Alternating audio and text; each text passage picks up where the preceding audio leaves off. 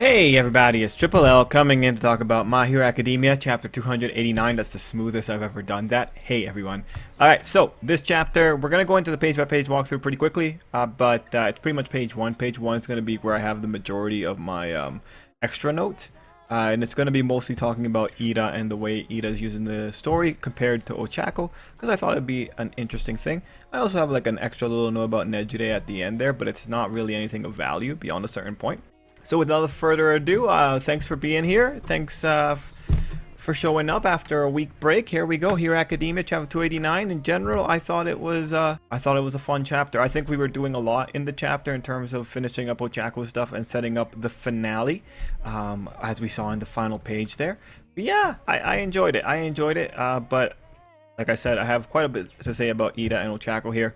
So let's talk about page 1. Page 1, you know, critical setup detailing the Ida arrival, like why he's going, and it really is super interesting. I am glad that the author gave us a really nuanced split when it came to where those kids went. You know, I'm glad that it's not just all the kids in one spot. That is legitimately appreciated. Anyway, before going into Ida specifically, there was a little detail. The hero that had the big speech is the one that directed Nejire, so that's pretty cool. I hope we get a name for this hero, because he seems to be the guy in charge right now. He looks kind of cool. I don't recognize him, so I hope we get a name for him. Anyway, moving on into the most critical thing here being Ida. So very interesting move to put Ida in the vicinity and have him witness the finale. And I say finale because I'm pretty sure, you know, Shonen Jump sometimes does that thing where they do like a little blurb to get you hyped for next week. And I'm pretty sure the blurb for this week, because it's not on Viz, was that we are approaching the finale here. So I really hope that means before chapter 300 we're done. Anyway, I think it's a really big move that at the end of the chapter, Ida is one of the people there watching Higanto's arrival. I think that's ridiculously important. It's really cool to think that Ida's going to be there with the big three of Izuku, Bakugo, and Shoto. Anyway, let's break down some of the stuff here because Ida mentions consequences in that first page. So I think first, it's fine to say that Ida is motivated by emotion. Whatever criticisms can be lobbied at Ida are pretty much the same criticisms that you could lobby at anyone engaging in emotional thinking. That said, kindly, so saying that, I think it is worth pointing out that Ida's got to be careful in this particular situation because he could very easily become a liability. Ida's arrival at that field creates a situation where he might be another person that needs to be carried away by some hero if Shigaraki goes off. Another thing, a hero pointed out that Ida was fast, so this would be a cruel calculation to do, but would Ida's speed not be better served evacuating people? Ida's brother's thing was to rescue people as quickly as possible, because if he could do that, that meant he had more time to go rescue more people. So I think it's fair to say that Ida particularly has the capacity to rescue people so quickly that him leaving the most in need area may have inadvertently doomed a handful of people. Now I do agree that is a very pessimistic argument, but this is the kind of thing that one could expect from the media, or could expect the media to bring up, or maybe a review board if they're reviewing people's choices, especially in the sense of being efficient, and especially considering what Ida's brother was all about. Ida could get smacked down if anyone ever chose to scrutinize his actions, because really Ida would do the most good generally if he stayed in the area where they're evacuating civilians. That said, I don't think anyone's going to call him on it. I don't think anyone's going to actually follow through with consequences. I'd be very surprised if they do, and I would appreciate it if they do. But the fact of the matter is, Ida's going to be at the finale because the author wants to do something with him, especially when you consider that Manuel is there. The student-teacher pairing, that's significant. Now, there is another thing that is a little bit of a concern. It's a little bit concerning, and this has to do with the author himself and what he might be comfortable with. The author once more has removed Ochako from Izuku and has once again added in Ida. So this is a pattern.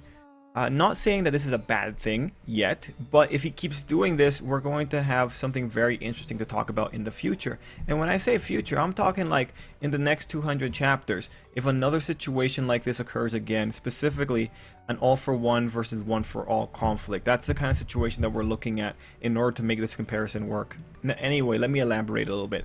In this case, Ida's acting against recommended orders, motivated by friendship, whereas Ochako is following orders. This is the same dynamic as the Camino incident. It's even more interesting when you consider that Ochako is the one that the author had visibly worrying over the three. So really think about that. Think about that significance. Once again, Ochako is worried, but she does, as people say, sticking to the safe path, essentially. Whereas Ida, this silent guy in the background, goes against orders specifically because he's worried about his friends. This is, again, like Camino. So this is a concerning pattern in the sense that the author is making it easier to play a very unfair comparison game against Ochako, which she honestly doesn't deserve given what the author is doing in exchange with her. And then you look at Ochako's situation. Ochako, I think, is doing worthwhile things. She's off dealing with Toga. She's off giving a voice to everyone who is screaming for the villains to be reasonable. So it's not like the author is ruining Ochako. But what he is doing is relegating Ochako to a girl versus girl fight. And for Ochako in particular, you know, this is one of those really critical fights where she's engaging on a level of rhetoric. And I do hope that... And I hope that this isn't the beginning of Ochako just fighting females. And when I say fighting, I mean like an actual in-depth fight. Like this is an actual in-depth fight, not just a simple skirmish, not just a simple one-panel shutdown, right? A fight where you're engaging with your opponent's ideas. I hope this isn't the start of a trend of Ochako just being relegated to those type of fights. I would like to see Ochako have a nice diversity of compelling villains against her. Anyway, one of my critical things for this fight is that he's also having this fight feature romantic feelings. And I feel at some points it's just a little bit dicey, because like think about it, he has Ochako actively telling Toga her personal drama and divulging the very personal choice of shutting away her feelings for Izuku. Like, you know, that's your enemy. If you're willing to tell your enemy, who is trying to maim you, that you're ignoring your feelings for this boy you have a crush on, why not tell the boy straight to his face? Are you more scared of the boy than the murderer? It's just really interesting to even say that out loud, that someone would rather tell a murderer about a little crush that they have as opposed to talk to the guy about it. You know, that's like the fruition of some kind of teenage ultimatum. I'd rather tell a murderer. It's just kind of funny to just say it out loud. It's just kind of funny. Maybe I'm too old. Maybe that's part of the issue. I know things are very different when you're a teenager, but holy crap. I don't know if I want to trust these kind of people with my life. Anyway, not the point. What I want you to understand is, like, overall, I think this is a really nuanced situation. And going back to that idea about feelings, Toga is the embodiment of the idea of twisted love. Her dragging Ochako into the fight and having her engage with her on the rhetoric of love, that honestly is really unavoidable. But at the same time, could you imagine any other character actually engaging on the feelings to the degree that Ochako has with Toga? Would Bakugo, would Momo, would Tsuyu, would they say something as near and dear to the heart as Ochako did? I don't think those characters would engage Toga in that way, which is that this rhetoric in a way is tailor-made for Ochako, because Ochako is the only one that can actually engage with it. And in there is the little bit of there is where the fear is, because I don't want the author to get into this position where he thinks that for all the significant Ochako fights, he has to throw in something about Ochako's feelings. I think that detracts from the character a little bit, especially when you have this situation where Ochako is doing great by countering Toga's insane rhetoric. Now, mind you, again, this I think is well done because Toga is the embodiment of twisted love. You have to engage Toga on this. This is one of the main areas where you're gonna get that extra bit from Toga. This is where she's gonna be really, really engaging. Nuance. It's all about the nuance. I think this is a very interesting situation, but it only becomes troubling if it's a part of a trend. If this is the beginning of a trend, the future will inform us that this is where things continued getting worse for Ochako and the way that the author handled Ochako. Anyway, as we continue talking about Ochako and Ida, there's some more nuances. So Ochako's off doing her own plot. Can Ida carry his own plot? I don't think so. Not since the Stain arc, at least. You know, I have no reason to believe that since the Stain arc. For me, Ida seems to do his best when he's got Izuku or Shoto around. When he can work off of those two, Ida seems to be pretty good. In that sense, he really is a supporting character. He is there to support the plot along and be there to work off of the main characters. Ochako, however, I think it's fair to say, can do both things.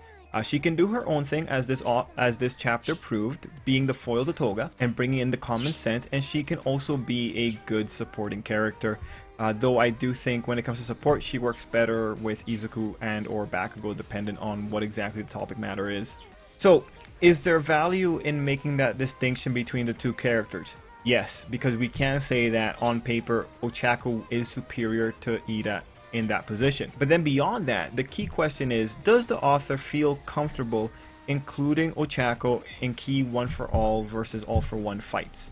Because if the author feels comfortable doing that with Ida, Ida is going to be there for more pivotal, epic, hype moments that the fandom will remember, which will lead to a certain impression of Ida versus Ochako. Anyway, in regards to the question, at this moment in time, I think it's likely that the author does not feel comfortable with Ochako. For the second time, he's moved Ochako away and brought Ida in by playing on his friendship. Ida gets to witness something amazing. To his credit, he gave Ochako something really good to do this, but he locks Ochako into a fight where the opponent relates to her through romantic feelings that are aimed at the same boy. I think it's handled well and feels natural on page, but the next time I'm definitely going to be keeping an eye open to see if this is going to become a trend with Ochako. For me, I feel Ochako can have fights that don't climax with her spilling her guts about her feelings. She's more than her feelings, and I feel that a girl that most likely hurt a senior citizen and is a murderer does not need to be told those feelings. I do appreciate though that throughout all of this, the author was willing to put in the effort to make sure that Ochako got a really impactful scene in the whole Toga versus Ochako fight. Now, you know, the best way to make me not fear things at all is if the author puts Ochako in the main conflict zone before the fight's over. Because then I would respect that a lot, and then Ochako really would be doing a lot, and she would be very worthwhile. Anyway, those are my thoughts on Ochako. How much time did that take? It took a lot of time. Okay, we go to page 2. So similar page, one cool detail is this dialogue box. Just reminds you that Shoto isn't comfortable referring to Endeavor as dad, not even now. Having him say Midoriya and Bakugo as well really helped bring that distinction home. So good job, author, telling the story through simple name calls. I think that's a really good thing. We go to page 3. It continues the All for One struggle. I hope Shigaraki doesn't kill All for One in the long run, because I think things will get worse if the All for One vestige is this strong right now. Page 4, the arrival page. I think it was a cool entry. We can see Endeavor is standing, but interestingly his fire isn't active. Now my question is, if Endeavor got his work stolen and he was in overheat mode, would he still be overheating? I think he would, because that's like your body temperature isn't just going to go down, right? I feel like that would be fair to say. Page 5. Okay, so I think this is a critical page. Ida updates people. Izuku's trying to be a hero. Shoto is giving commands, and Nejire sees Ryukyu damaged. All good stuff. The point of my focus is going to be on Nejire. I was excited for Nejire in this arc because I thought if Ryukyu got hurt, we would have the opportunity to see more development for her. And we're kind of there. I mean, it's nice that we got that face, that pout. But you know, with the recent stuff, Nejire right now is my #1 no evidence pick for trader. And you can say, you know, she's pouting that her teacher's hurt, so that means that she's not a traitor. But I would tell you, well, anyone that's read One Piece will most likely tell you that that doesn't really mean anything. And this just goes back to my talks about traitors. Traitors can be justified with extreme mental deviancy or extreme mental gymnastics. Until we see a character monologuing or having an internal monologue, we do not have any way of actually saying whether or not they are a traitor. Traitors can sometimes be very convoluted, and we have to be ready for that. And if anything, I think Nejire's pout is really odd. But I might also be overthinking it because I'm paranoid about it. But yeah, she's my #1 crack pick for traders. Also, remember weeks ago how we said it was really convenient that the people with students over on the other side were all in one place? Well, now we know why. That right here, that's the author's hand. That's the author's plan. The people who are here, it's all part of the plan, which could be scary because you have to ask, well, okay, why is it significant to have Ida and his teacher in the same area right here in the most critical moment? Why of all people, right? Why have those two here? We go to page 6, Ochako versus Toga. Correct me, but the way I'm reading this scene is that Ochako only made Toga's sweater float. Like, did you guys get that impression as well? Or is Ochako making all of Toga float and is Toga holding herself down to the floor? It feels like it's just a sweater. Page 7, interesting page. First, I feel for Toga. I talked about this on the live stream, but if Toga's mind is actually affected by her quirk and she feels a psychological need for blood, then you know what, that really sucks. My question though is, does she need all the blood? Can we not get some moderation in there? I don't think Toga's body would have the mechanism to be able to tell when all the blood has been drained from a body. So that must mean that the compulsion itself is a mental compulsion and not one rooted in biological need, or not one that's enforced by biological need. And when I say biological need, I mean like the need to kill someone. That's what I'm saying. Now, there is another thing right here, this little line here. I want to point out how Toga warps this. Yes, the lady definitely thought Toga was messed up, but let's be real. Everyone was trying to kill everyone in that situation. Toga was going to die because two organizations came into conflict, not just because Toga was a deviant. Like, that was some rhetoric that the woman added in there. But it's, I think it was more of a case of like, oh yeah, I'm gonna kill you. And then it's like, oh, at the same time, it's like, you know, I think I could justify why I need to kill you, right? So I do want to point out, I think she's twisting it there, but oh, that's what Toga does. She twists everything. Page 8. Toga reveals that she killed that lady. Like, I think that was good. Good that Ochako knows that Toga can copy quirks. That's really vital information. Also on this page, we got an interesting parallel. Both Toga and Ochako use whips, and I really didn't see that until that moment. So thank you, author, for being so obvious. Page 9, most important thing here is Ochako questioning what Toga is trying to say, which will be important for later. As you know, we are talking a lot about Toga's communication problems, and that's going to be featured in the chapter. Page 10 and 11, they feature good art and good taunting, but not really any new information for us readers. Page 12, Toga finds commonality with Ochako and the shut down feelings. So I'm really happy that the author elaborated, because having to play the inference game on what Toga meant with her saying exactly, that would have been a little bit troublesome because there's so many things. So I'm happy that he narrowed it down. Also, epic awesome to see Zero satellites. It's so cool that Ochako has so much control, but I do wonder how practical that would be, since the objects would be hitting Toga with the force you could expect from a kendo sword swing maybe, but since the objects also lack weight of their own, I'm pretty sure it would still be painful, especially when you have wood coming at you with the strength of an arm swing. Yeah, you know, I don't know how practical those things would be. It's really cool though. Whatever. I you know, it's cool. I'm worried about the logistics of it. And I do think that the force that each object is hitting Toga with cannot be more than the force that Ochako's arm is supplying. I think that's correct, unless I'm overlooking something having to do with the length of the whip. I'll need to talk to a physicist. Page 13, another unfortunate page with a lot of good stuff. First, Toga talks about how repressing stuff doesn't work, and Toga was also told to stop being her. So let's go into the nuance there, because that was a really interesting situation. If you tell your kid to stop beheading birds and cats, are you stopping them for being them? Are you really infringing on such a fundamental part of their personality? I'd say you're stopping them from expressing a behavior.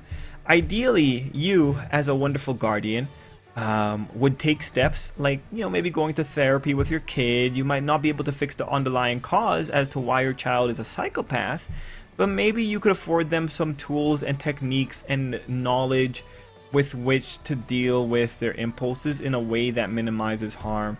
I feel like when it comes to mental deviancy in our world too, I believe that a lot of the victory isn't in the elimination of the deviancy, because I feel for like a good chunk of them, you can't eliminate the fundamental source of why someone's a deviant. But I feel like you can manage the deviancy, or at least come up with ways to make it a little bit easier to live with a deviancy. Now, that said, chances are Toga did not have a caring environment. I highly doubt it. With the way that Toga's talked about it before, I highly doubt that Toga had a caring environment. This would be the equivalent of someone seeing that some person is beheading cats and birds and then beats the shit out of them and locks them in a room or something. That kid's only going to grow up even worse. Like, more resentment's going to pile on. I feel, there's positive ways of going about dealing with something. There's negative ways. I feel it's safe to say that Toga got the negative version of that support, if you can even call it support. But this whole point brings me back to Toga's compulsion.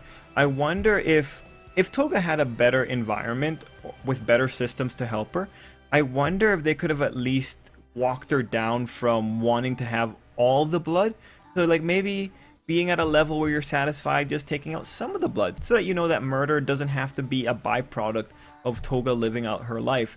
I think that would have been, it would have been very interesting to see that, and I feel bad for Toga here.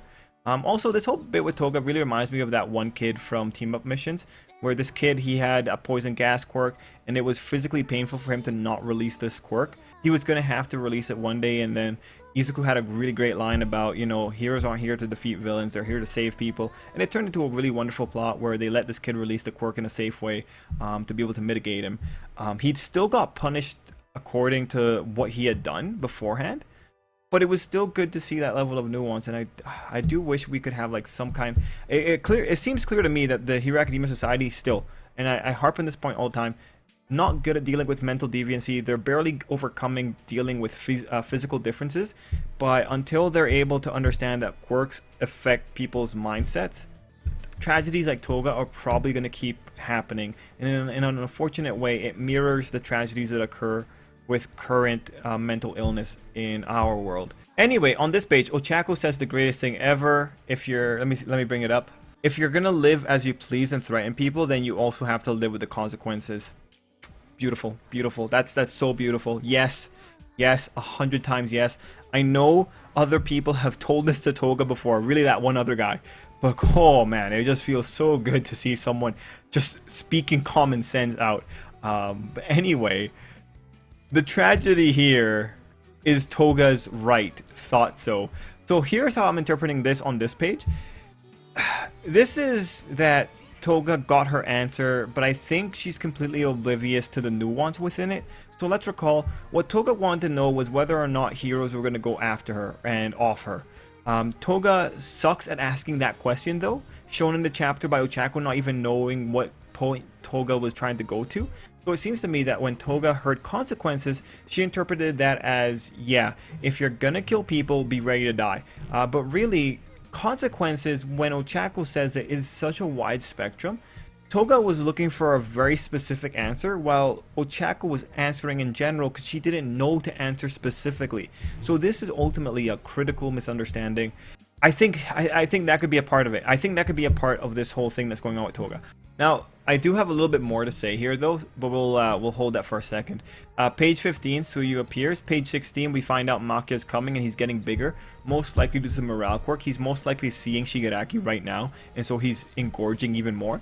Anyway, this page continues the whole thing with Toga and suggests Toga does feel lost in dealing with her emotions and maybe wants help. So taking this page into consideration with the previous pages, maybe she's in this position of, I have these feelings, I have to act on them, but now I'm going to have consequences applied to me for something that I can't help but do.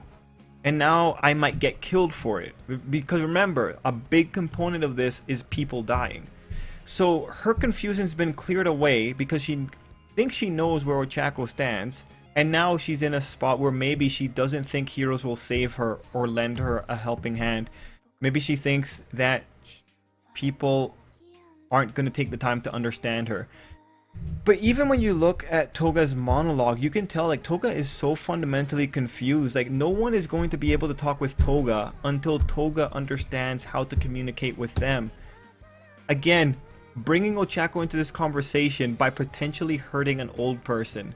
That's not a smart move in any which way. Did you have to do that? I'm not sure you had to, especially when you're conflating your need for blood with love. And you know, the strange part is Toga should be able to communicate at least a middle school level because she was in school as a middle schooler. I'm pretty sure, right? Because her first incident was in middle school or something like that. You wouldn't think that someone who went to school would be so bad at communicating when they got to that level. Anyway, the important thing here is that Toga essentially has become a person that needs to be rescued from her own suffering. So in other words, Oh, this has pretty much set up the flag for Ochako to be the one to save her. So as we go here and Toga says she's going to go back to the villains, I'm curious as to whether or not she's actually going to reach her buddies. Because this would be a really excellent point to separate her. I'm kind of leaning towards she doesn't get back to them, but the author can surprise us. He might have like all kinds of plans. Page 17, absolute mayhem. Page 18 and 19 are everyone, all the relevant images, and we have Dobby denoted as a main player. I would have loved to have seen Ochako in that page spread as well, but what can you do? Ida and Nejire are the big surprises here. So now we have to ask what's going to happen next. Well, I'm interested in seeing a little bit more of Nejire, just because we have some problems with that search quirk from a few chapters ago, and I want to see it confirmed. Dobby's coming in, and he looks smug, so I'm very interested in seeing what's going to go on. Endeavor has yet to show off Flame, so I'm not sure if Endeavor still has his quirk, but I think he would. Shigaraki looks calm. He was doing okay in that fight there. I'm not sure if he'll do something, but now Higanto's there. Really, I would love it if Best Jeanist shows up and is able to restrain Higanto moments from before Shigaraki grabs him. That'd be cool, right? It'd be cool if Higanto gets stopped. It does look like we're gonna have that big like face down of all the villains facing down the heroes. Like I was talking about this face down from like who knows when. I think ever since Higanto started running. So it's cool that we might potentially see that, but I'm really hoping that Best Jeanist, if it is Best Jeanist, shows up and like binds him. It's gonna be pretty anticlimactic if he does, but like the author showed that Best Jeanist is coming, so Bobby's gonna get involved at some point here. I still think Shigaraki pulls out because All For One's already recommending it. It's gonna be interesting to see how this goes down. Really, whoever is the cavalry here is the one that's gonna determine how long the villains stick around. And I would really love to see Momo's plan finally have some kind of result so that we don't have to feel bad about the Momo side of things. Yeah, no, man. Interesting, super interesting stuff. So if I was to just give random things, I don't feel strongly about these, but let's say Toga for some reason cannot reconnect with the villains. Something goes wrong for that to happen. Higanto gets restrained. I'm gonna hope that Higanto gets restrained before he actually meets up with Shigaraki, but Shigaraki needs to be able to escape. And that's the big problem. So that tells us that Shigaraki doesn't, oh sorry, that would tell us that Higanto doesn't get restrained. That would also say that, well, they might have a teleportation quirk. That's the other problem. They might have a teleporter. What if Shigaraki has Kurogiri's warp quirk? How was he planning on escaping in the first place, right? I want to see a situation where Shigaraki and the group try to break into the jail in order to rescue the doctor and deal with All For One. I would love to see a situation like that. But Higanto is the big thing that's stopping me from thinking more about that. The reality is, if All For One takes control of Shigaraki's mouth and tells Higanto, don't listen to Shigaraki, take him and run, Higanto's listening to All For One. That's the big thing here. Dobby's probably going to try to gloat for a little while. Maybe Dobby's gloating is what's going to get Higanto caught. Okay, for Momo's sake, I want Higanto to go down, because then we can say like, oh yeah, Momo's drug finally took effect on Higanto, finally. We can say that. And then... And that means the villains get to have their face down, and then the villains escape through some weird teleportation quirk. That's what I'm going to say. That's what I'm going to say it's going to be the situation. There we go. Woo, let's do it. Let's do that. But yeah, I think the author has a lot of places he can go. So guys, let me know what you think is going to happen. Let me know what you're feeling, and until next time. I hope you have an absolutely great day. I hope you enjoyed the video.